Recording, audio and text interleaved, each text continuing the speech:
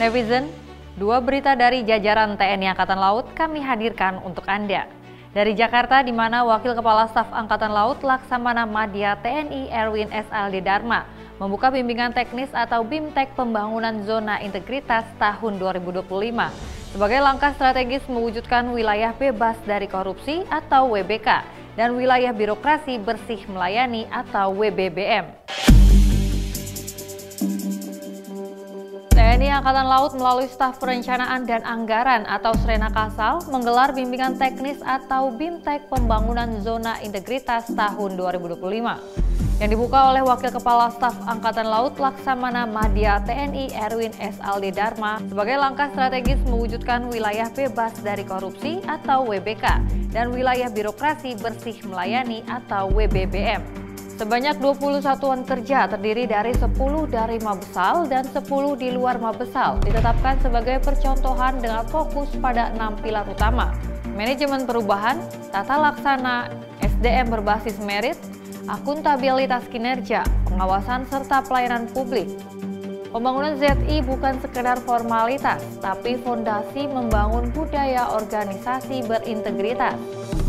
Satker berprestasi akan mendapat reward, sementara yang gagal memenuhi target berpotensi terkena pemotongan anggaran. Kami dari jajaran TNI Angkatan Laut pada kesempatan kali ini dalam rangka mendukung program pemerintah serta menjalankan asta-cita Presiden dan Wakil Presiden, terutama poin ke-7 yaitu memperkuat reformasi politik, hukum, dan birokrasi, serta memperkuat pencegahan dan pemberantasan korupsi. Jajaran TNI Angkatan Laut melaksanakan kegiatan reformasi birokrasi ini untuk mendukung kebijakan tersebut, di mana kita telah mengarahkan untuk seluruh Balakpus, Kotama, atau Satker, serta Subsatker di jajaran TNI Angkatan Laut yang menerima DIPA wajib melaksanakan pembangunan zona integritas tersebut.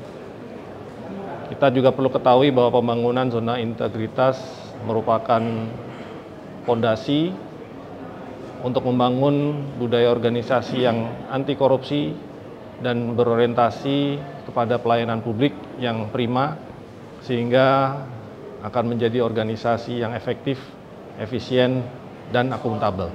Kegiatan ini menekankan internalisasi nilai-nilai integritas seperti kejujuran dan profesionalisme di seluruh jajaran, sekaligus mendorong setiap personel menjadi agen perubahan untuk transformasi birokrasi TNI Angkatan Laut yang lebih transparan dan akuntabel. BIMTEK ini berlangsung selama 9 hari dengan materi meliputi manajemen perubahan, bidang penata tata laksana, penataan SDM, penguatan akuntabilitas, penguatan pengawasan, peningkatan kualitas Yanlik, mekanisme survei persepsi anti korupsi, survei pelayanan publikasi, dan ditutup dengan evaluasi dan validasi BIMTEK. Dari perairan Mediterania, pertama dalam sejarah, dua kapal perang Indonesia KRI Sultan Iskandar Muda 367 dan KRI Brawijaya 320 melaksanakan sejumlah serial latihan intensif. TNI Angkatan Laut mencatat sejarah baru ketika KRI Sultan Iskandar Muda 367 yang tergabung dalam Satgas MTF TNI Konga 28P Unifil dan KRI Brawijaya 320 melakukan latihan perdana di perairan Mediterania. Kedua kapal menggelar serangkaian latihan intensif, mulai dari communication check, replenishment at the sea, hingga electronic warfare exercise dengan melibatkan helikopter AS-565 MBE Panther. Komandan KRI Sultan Iskandar Muda 367 Letkol Laut Pelaut Anugrah Anurullah menyebutkan momen ini sebagai kehormatan sekaligus ujian kesiapan tempur di medan laut terbuka. Keberhasilan manuver taktis kedua kapal menegaskan profesionalisme TNI Angkatan Laut dalam menjaga kedaulatan laut nasional maupun kontribusi perdamaian dunia.